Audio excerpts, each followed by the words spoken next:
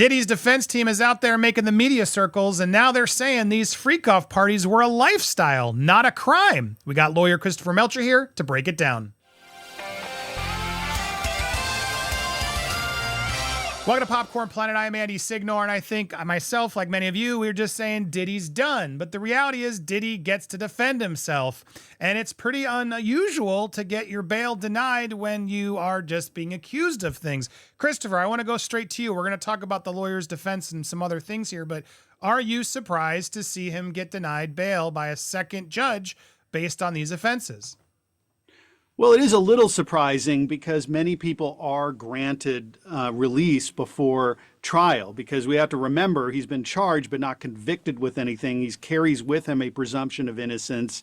These charges were just filed. None of them have been proven. And so generally speaking, people will be released so that they're not held in custody for months or even longer waiting for trial. But in extreme cases, somebody can be denied bail. So remember here, Diddy offered a $50 million bond secured against his home, meaning that if he didn't appear or violated anything, the government would get the $50 million. And then he also proposed a bunch of conditions. He wasn't going to leave the United States. He had, all these things, wasn't going to contact people. So those are normal conditions. I don't want to forget that thought. Like he paid allegedly 30 million to pay off Cassie. Isn't almost 50 million of the home worth scooting out of town if he knows what's coming? Well, sure. I mean, it's all relative. It's a huge amount of money. Is that going to stop him if he thinks he's going to spend his life in jail? No. But he also could have fled before. He had plenty of opportunities to take off, and he didn't. And he came to New York voluntarily to surrender himself.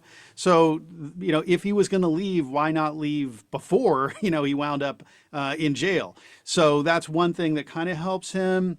Ultimately, though, these charges were so serious, and as I suspected when he got picked up in his hotel room Monday night, there must have been some kind of allegation that he was trying to threaten or dissuade witnesses, because that is the thing that's going to get him in. It's not necessarily the gravity of the charges, but what would he do while he's waiting for trial? And if he would threaten or dissuade witnesses, he's absolutely going in. And so that was the key thing. Again, we don't know exactly what evidence supports that allegation, but that was the concern that got him in. Okay, fine, he's in. He's not getting out anytime soon. And that's going to be extremely difficult for anyone to be in custody like that. And also because he's a high profile person, and based on the history there at MDC, the Metropolitan Detention Center in New York, it's going to be extremely difficult conditions that he's confined in. And again, for at least months. Yeah, the reports are coming in. It's not a good place to be. I mean, I don't have that much empathy given the tape I've seen him do. But at the same time, yeah, I mean, it is what it is. The speedy trial is the next big question. And clearly that's like a conflicting thing of, do you want to have the speedy trial or do you need the time to prepare it? I imagine his team needs a lot more time to prepare this case. But the government, I am sure, is trying to just, let's get this through so they can go off there, which also comes down to this now, the defense that they're going to try to make. And this now new one is, well, it was a lifestyle. It wasn't a crime. In fact, actually, let me play a quick clip here. Here is Garagos, the attorney, sort of explaining the bail. They say we have them. We got a lot of people who are going to talk and say that it is a series of felonies and RICO. What do they have wrong? They did say in court today they've talked to 50 witnesses. We said the same thing. We've been doing a parallel investigation at every single step of the way, talking to every single there's the same kind of universe of people here that he's been around. We're talking to people to show that we have a case. He's fighting. He's innocent, and he's going to be able to show it. Innocent means he didn't do any of the wrong things. Not guilty means they can't make the case. He's right? innocent. So you think he did none of these things? He was never present in any of these activities? This wasn't his lifestyle? But a lifestyle and being present in activities doesn't mean he committed a crime. Unless those activities and that lifestyle are criminal. But those activities and the lifestyle is not criminal. What was notable today, what my partner Mark said in court, is they never once said that these women didn't consent to what happened. Not once. So that's going to become the big argument. Christopher, what do you think about that argument? Is it a good argument?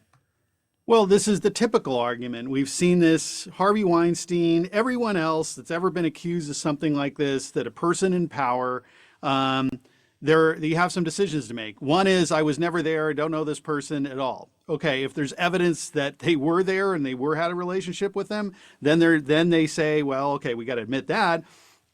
I know this person, but it was consensual. And this is right out of the playbook. Not to say that what's true or false, we don't know, but this is right out of the playbook that they all do. People in power who have these type of problems that are alleged here for Diddy, that there's some kind of need for gratification to control women, will prey on people who are looking for fame or power or just to be around people or money, whatever it is, that he can entice them into the web, knowing that he can get them there. And then once they're there, that they're can be controlled, and that if they try to escape, they're going to be fearful of reporting because he's so powerful and he'll extract retribution, or they won't be believed. And this is how a predator takes control of the prey. And let me push back one, because I agree, but I'm just saying, like, some of these workers who are coming in trying to claim, well, we're not here for that, are clearly there for that. And so are they going to be able to have that sort of same defense as, say, a Cassie or somebody who really was there, likely against their will, when some of these workers who are now coming in trying to now play themselves as victims, when it's clear what they're being paid for, Chris, and what they're coming in for? Does that muddy the waters? Yeah. Oh, yeah. I think, and I would hope that the government is kind of differentiated between people who are there consensually versus who were kind of tricked into the web. And so the people I'm referring to are more of like the Cassies who, were there's no suggestion that she was doing any of this consensually. But probably also part of the web of and, why they had the workers there to make it more complicated, I would imagine, no? Well, sure. This is a strange thing, and it's hard for us to understand. I mean, a regular crime, like a robbery or something like that, it's like, okay, you get that. You see a video of it, you understand the motivations and what happened.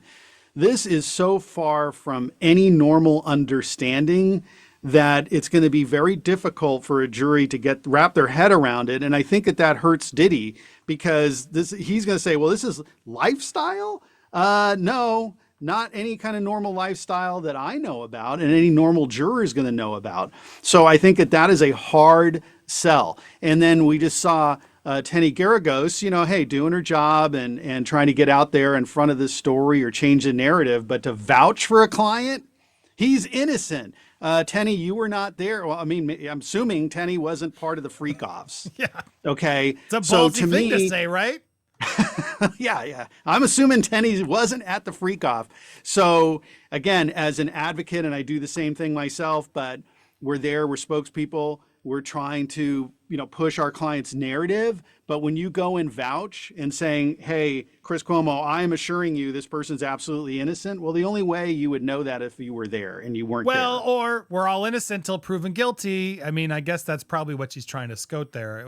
No, she went beyond that. And Cuomo even said, like, look, there's a difference between being factually innocent, meaning I am pure of heart and I never did anything wrong, is what she was saying, versus you can't prove it, which means that the government can't overcome the presumption of innocence and they have to find the person not guilty. Because in a criminal case, it's not guilt or innocence, it's guilty or not guilty. And so Cuomo said, hey, are you saying not guilty, meaning not enough evidence to demonstrate that he committed a crime? And she's saying, no, I'm saying like factually innocent, did nothing wrong. And she would never know that unless she was there, which she wasn't there, which means that she's vouching and she doesn't have credibility. There's another thing I want to ask you as we wrap up today's this. She said it, and the other guy said it. They're using this lingo that's sort of the marketing of it is he's a fighter. Seems kind of tone deaf. We saw the video of him doing that. Exactly. Like, he's a fighter. He's gonna keep fighting? Do you think that's a good approach for this case? No, totally off message, totally wrong. And it's like, I don't think we're going to like rally. Yeah, we like to rally behind the underdog. We like to rally behind people who stand up for themselves. I respect that. But when you're accused of committing violent behavior against vulnerable people, proclaiming yourself as a fighter is not the right message. And saying like, oh, that video that we all saw is like, oh, we shouldn't be bothered by it because it was 8 years ago. Okay, I don't care if it was 18 years ago. No person does that. Just, like again, once. And it's unfortunate when you look at DV cases, there is a cycle of abuse. There's repetitious of abuse. One relationship is abusive. The other relationship's probably abusive also. So that's not like, oh, wow, I just lost my cool and I did something. That was a rage. And I can't imagine that he only did that once to this one person. Yeah, I agree. It's going to be an interesting next test. I guess the last question, it seems like they're doing a lot of press. I mean, I don't know. Maybe Diddy wants that out there. Keep telling everybody I'm innocent, but now Diddy's behind bars for, I imagine, a long time. Is this a good look by them? What are your final sort of thoughts and suggestions for Diddy's defense? I mean, not I want to give them ideas, but you know what I mean? Like, what can they do at this point? So this is difficult for the lawyer in the high profile case because, look, I mean, we're supposed to be advocates in court. We're not necessarily PR people, but the government, we saw the press conference by the federal prosecutor in New York. I mean, so they're out there giving a press conference. So certainly Diddy's lawyers can do the same. But I think it's difficult for the lawyer to go out there and give a lot of interviews when their client is sitting there in jail. And the client sometimes will think, hey, are they promoting themselves or are they advocating for me? Now, I think in that Tenny clip that she was definitely advocating for Diddy and trying to get the counter narrative out there. But like I say, I could see now if all these things are true about Diddy, if he's got a temper, I got to imagine he's going to be upset that his attorneys were unable to secure his release, and we may see a change out of the legal team. Interesting. Yeah, I was wondering how long this legal team would last. I mean, but hey, get your time. They got to do their jobs. Interesting take. If you want to support Christopher, make sure you go over on Twitter, CA_divorce. Follow his theories threads when he has time. Always a pleasure, sir, to have you here. We will be keeping you posted on the updates for this case. We got a lot more coming for you, so stay tuned. Make sure you hit that subscribe button, hit that bell for alerts. Leave a comment, smash the like, and make sure to remind me, I'll be in London on Saturday if you're in the UK area. All my details are on my Instagram at Andy Signore. Hope to see you guys there. And we got a lot of content banked, and I'll be reporting some from London as well. So don't miss out. Stay tuned. Kim will also be here live, breaking down the latest in Diddygate. Stay tuned for more. Hold on to your butts.